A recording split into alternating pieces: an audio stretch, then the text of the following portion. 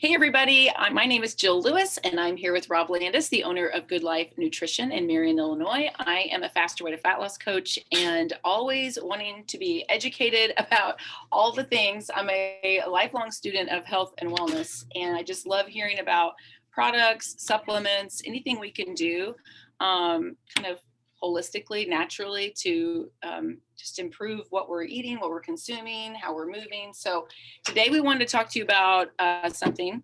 It's not just, it's kind of chocolate related, yeah, but it's called cacao nibs. Have you guys ever tried those, or have you ever heard of them? Let me know, I'm interested. So tell us, Rob, about cacao nibs. Sure.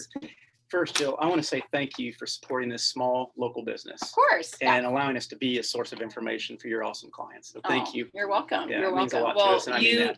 He spends a lot of time educating us, so I appreciate that too.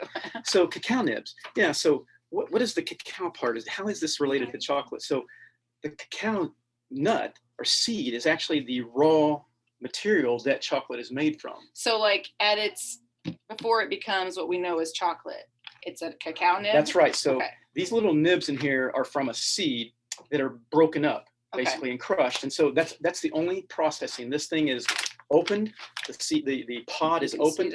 Yeah. There's several seeds inside there. They lay them out in the sun, they ferment, that takes out the bitterness. Okay. And then they crack them after they're dried. So it's very environmentally friendly as well, because basically these are the seeds that are sun dried. Wow. Yeah. Okay. So the difference, so these are not processed, so they're going to be earthier. They're going to be a little more crunchy. They're going to have a little bit of bitterness. You know that. I mean, you talk to your clients about choosing dark chocolate that's 70% above. They know that that's part of the of the chocolate as far as having that. So obviously there's even a little bit more in that. Now, these also come as cacao powder, so you can add that to things. But I like the nibs because when I put them in my smoothie, put them on a power ball, you know, like you make with the nut butters and all. Yes. It just, I like that crunchiness. So there's lots of benefits that we can talk about from them if you want to. So this isn't something for most of you, you're not just going to like grab a handful of these and, you know, for most of you, you're just going to like knock them back because like you said, the texture, and it is a little more bitter than you're probably used to, but I like adding them into things. Like when I put them in a smoothie and I blend it up, to me, it gives it like, it makes it more like a chocolate chip smoothie or something like that. That's what, to me, I like it for that. And have you ever heard you should drink your food and chew your drink? No. So part of digestion starts here. Yes. And we skip that a lot of times with our smoothies. And so like chia and cacao nibs and other things like that cause us to masticate or to chew a little bit. Oh my gosh, you're so right. So I really like that part about these is it starts that process here in the mouth. I had not thought of that, but you're right, because when we do consume a protein smoothie, which I do almost daily, you're just knocking it back and you're not getting that because your digestion starts with the very first thing is in your mouth and chewing. Good point. That's exactly right. Yeah. So ideally you'll chew your drink. Yes. Yeah, that's a good point. This helps you do that. Got it. So the cacao nibs, cacao beans or pod is gathered from the theobroma tree. You're like, well, why did you tell me that? Because one of the benefits of this is theobromine. Got it. Theobromine, that I've heard of, but explain it to them. It's very similar in chemical makeup to caffeine. So this is where we get the increased focus, maybe a little bit better exercise tolerance, increase in energy level. Okay. Now, so does it have? So it has caffeine. There are trace amounts of caffeine, not near as much as even tea. But there is a little bit of caffeine in it too. But the theobromine is the primary stimulant, and some people who are really sensitive to caffeine, Jill, will notice this. So like for me, I can use this in the morning, but after the noon, I probably wouldn't put the cacao nibs in something that I'm eating unless I was going to exercise vigorously or maybe be up late or something. Okay. So they do need to be aware of that because it is a little stimulant. Okay. Yep.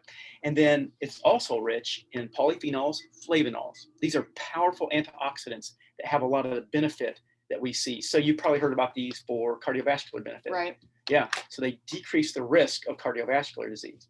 And that's a great thing. But the other thing that I really like for them is they also increase the flexibility of the veins. So this may help with vasodilation, blood pressure, exercise tolerance. That's awesome. Yeah, those are all good things that we really want. And then I know you probably know this. A lot of people that jones for chocolate, like I gotta have chocolate. Yeah, and me sometimes too. It's not always just because of the dopamine response we get from how great they are. They're also rich in potassium and magnesium. And so if you're deficient in those, you might crave it more. It might be. Now, sometimes if you're craving milk chocolate, or it's probably not because you're magnesium deficient. Right. Right. Oh, that's funny. Okay. Yeah. So go back to when you were saying like polyphenols, explain what that is and why that's a good thing. Okay. Just to bring it more basic. Because I think a lot of people hear that and they're just like, okay, but why? Exactly. These are really potent plant chemicals. In our body, they act as potent anti-inflammatories. So they decrease the inflammation. That's one reason why they may also raise mood, apart from the theobromine, because we're reducing the inflammation in our brain. Okay. So that's one of the ways. The anti-inflammatory effect can make that vessel more flexible. That's why it increases the blood flow in the veins. So mood, blood flow, blood vessel integrity. And then the polyphenols also, those powerful plant chemicals, can lower cortisol. You and I have talked about this before. Cortisol is not our enemy, right, unless it stays elevated for long periods of time. Unless it's chronically elevated. Yes. So like cortisol, we need it as humans, yes. especially, absolutely. it's important.